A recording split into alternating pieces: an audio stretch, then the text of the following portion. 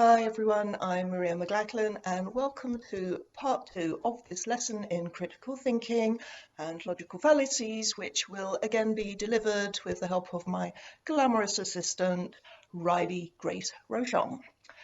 Riley repeatedly accuses Julia Beck of committing the straw man fallacy. He uses the term 3 times during his video attacking her, the first time when he makes this prediction. And she's gonna like make a bunch of straw mans about how crazy the left is. A bunch of straw mans. Riley, the rules of English apply even to the names of logical fallacies. The plural of straw man is straw men. Write that out 20 times. The other 2 occasions he alleges Julia has indeed committed straw men, but not about how crazy the left is. His usage is wrong in all cases. For a straw man to have been committed, someone must be purporting to address a claim, an assertion, an argument made by someone else, but they don't address it. They instead respond to a distortion, sometimes a massive distortion of what was said, an argument that wasn't actually made, and it often has the effect of diverting attention from the real argument and preventing a serious discussion from taking place. One of the most common straw men from trans activists is in response to our assertion that we don't want men, however they identify, in our sex segregated spaces for reasons of privacy, dignity, and safety. And instead of engaging with these concerns, they come back with accusations that we're implying that all trans people are criminals and sex predators, which nobody has ever said. Now, Julia is not having an argument with anyone. She's describing an experience and giving her point of view to an audience in a very limited time frame. There are 3 other speakers on the panel she's on, plus the chair, Ryan T. Anderson, whose book, by the way, I recommend, When Harry Became Sally. I'm not saying I agree with everything in it, but he is a very clear, if conservative, thinker. The first time Julia is accused of making a straw man is when she says this, and I'm using a clip from the original video without constant hysterical interruptions from Riley. Sexualities are based on sex, but gender identities are based on stereotypes. They have nothing to do with same-sex attraction. In fact, they undermine and erase homosexuals. People are not attracted to genders. Yet every lesbian I know has been pressured to accept males into our dating pools and dwindling spaces in order to validate their gender identity. She's made several claims there and added that in her personal experience, lesbians are being pressured to accept males in their spaces and dating pools. Chance for Riley to dazzle us with an incisive counter-argument delivered with his usual aplomb. Feel sad. Honestly, I don't even care. Fucking feel sad. Yeah, trans people don't erase what it means to be a lesbian. Like that's just it's just a straw man.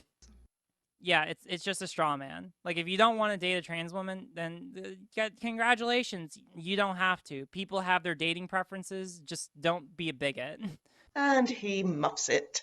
Again, it's not a straw man because she's not responding to anyone's argument. She's making an argument, and all he can say, apparently without irony, is don't be a bigot. Fail. On the other hand, there is some good news. In fact, this kind of sucks, and I'm about to be real with y'all. Ever since transition, it's been really fucking hard to date because now I'm always worried about running into someone like this in the dating pool. He's finding it hard to find a date because he's looking in the wrong dating pool, the one that has real lesbians in it. And as we all know, lesbians are women who are only attracted to other women. But there's an easy solution to that, Riley. Go and look in the right dating pool, the one full of other heterosexual men claiming to be women. Should be easy enough to find somebody because, after all, you're all lesbian women now. I hope you'll be very happy together. A completely illogical statement that trans women are women is recited like Completely illogical statement. That's also like backed by the overwhelming academic consensus. Huh? Are you joking me? If only he was. Overwhelming academic consensus is just a meaningless lie. What academic consensus? Biologists? Sociologists? Psychologists? Doesn't matter, it's all cobblers. But it's no doubt swallowed hook, line and sinker by his devoted fans, especially as he puts that authoritative looking paper up on the screen, which I have got and have read through, and which isn't worth the candle. It's just a list of references that he thinks support his position. The second time he accuses Julia of a straw man is after she says this. Gender cements sexist stereotypes. Women like me, who don't wear makeup or high heels, do not conform to gendered expectations of femininity. And that's okay. Women don't need to wear makeup or high heels in order to be women. Our female sex is the one and only qualifier of womanhood. But that's a straw man. Moving on. This is the point when I think that maybe the reason Riley keeps saying straw man when it clearly isn't is because he is confusing the straw man fallacy with something else. Red herring, maybe? That would be just as silly. I mean, for crying out loud, Riley, sign up for a critical thinking course. I'd give you a lesson if you pay me £1,000. Anyway, Julia is articulating the gender critical feminist position here. The first sentence, gender cements sexist stereotypes, is one that I believe makes the genderists uncomfortable, because I've never seen one either agree with it or deny it. They'd rather not engage with it at all, thank you. I'm sure nobody would dare to dispute the middle part of what she says about makeup and high heels not making a woman, but Riley certainly disagrees with the last sentence. Our female sex is the one and only qualifier of womanhood. That's the one. He obviously disagrees with it because he claims to be a woman, but thankfully he doesn't repeat all that garbage about what makes someone a gender that he did in the Germaine Greer video. So let's be grateful for small mercies. Now listen to this. The man who led my inquisition also identifies as transgender.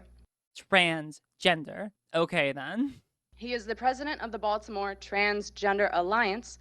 Riley doesn't like the way Julia says the word transgender and goes on for a full 23 seconds about it. Here's a taste. See, it's so easy. Just say transgender. Like, just say it. Just say transgender. It's not a hard thing. You don't have to be like transgender. It just indicates that you just fucking hate trans people. How disturbing is that? This is from a man who oozes hatred for the women fighting back, whose contempt for Julia is palpable, and she has reason enough to disdain the ideology and those who promote it. That doesn't mean hating all trans people, because trans people are individuals and some are perfectly nice, harmless, don't claim to be what they are not, and don't hurt women. Unfortunately, too many others are like Riley. So the video calls Julia the most dishonest TERF. What does he mean by that?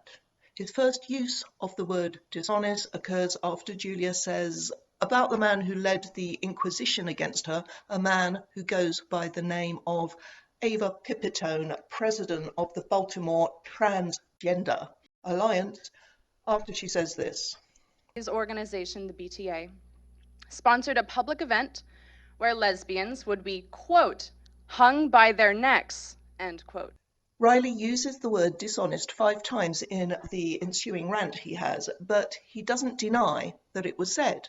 In fact, someone who had been booked as the DJ for the event used the phrase TERFs, not lesbians, but TERFs will be hung by the neck when he was promoting the event on his Facebook page. But what Riley calls dishonest is that he seems to think Julia says it as if they actually intended to hang TERFs, as if they were seriously planning public executions for the enjoyment of the crowd, when all they meant was that TERFs aren't welcome.